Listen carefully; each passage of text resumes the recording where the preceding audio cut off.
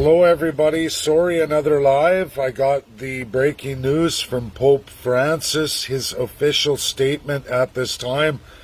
Are you ready everybody? I'm going to give it that minute to let people log on.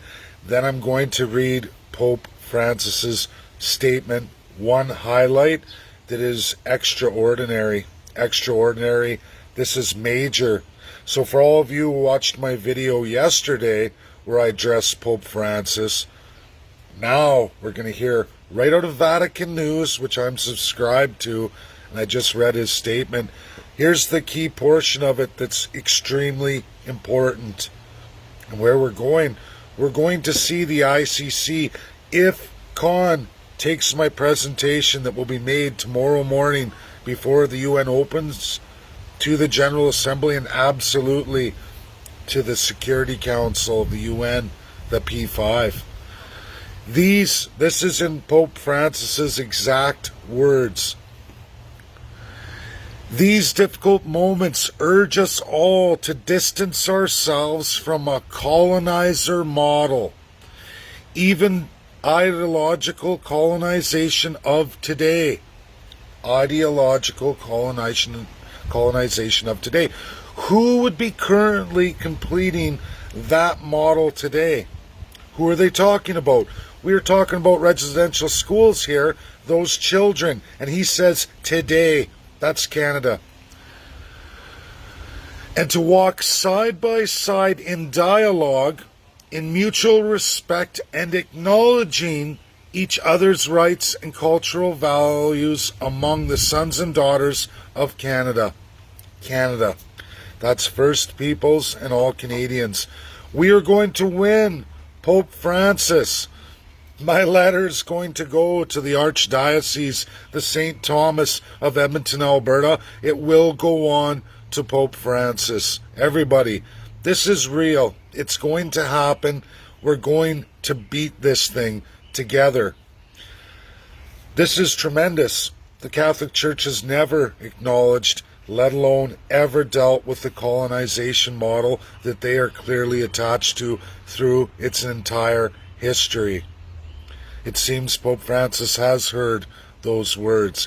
He clearly speaks of colonization and the current model of it in Canada and access power. The Church has gross, grievous violations here too. But what we can do is change Canada. Do the right thing. We can actually follow the model of Jesus Christ. We can actually really take care of this. We can actually take care of the government who mandated all of it. The Church didn't pass those bills and acts. The Church was hired under the model of colonization, which is Canada today. It is our Constitution today. The genocide continues today. It's not just First Peoples, even though they're in the worst situation. It's absolutely all of you Canadians, some of which have been called old stock Canadians. The First Nations understand this very well. The canoe people and the boat people. We can do this together. The world's waking up. Pope Francis knows there is nowhere to turn. None of the former colonizers are going to risk standing on the access power stage. It's over. It's over for Canadian politicians, all parties. And understand this, everybody. The Liberal, Conservative, Bloc, all of it. Regionally, NDP, the rest of them. You're all in this. You're all going to be attached. You've all embraced the Crown colonial empowered system. You've already committed the crimes. Every party, every registered Canadian party. And people ask me, why did you resign AIP? Because when I got to that stage, you instantly find out in a majority situation when you register a party from scratch. This third-class Canadian learned, I can't do anything I said. In fact, I'm mandated to become full autocratic. I couldn't do it, everybody. It was wrong. It was broken. I went back out there for 2 years to find out the absolute truth by touring every major university in the entire world in law. I did that. It's done. I've assembled many experts, left, right, you may classify them. This is reality of your broken country, Canada. Are we the only one? No, but we're a terrible one. And to ignore it any longer is just grievously wrong.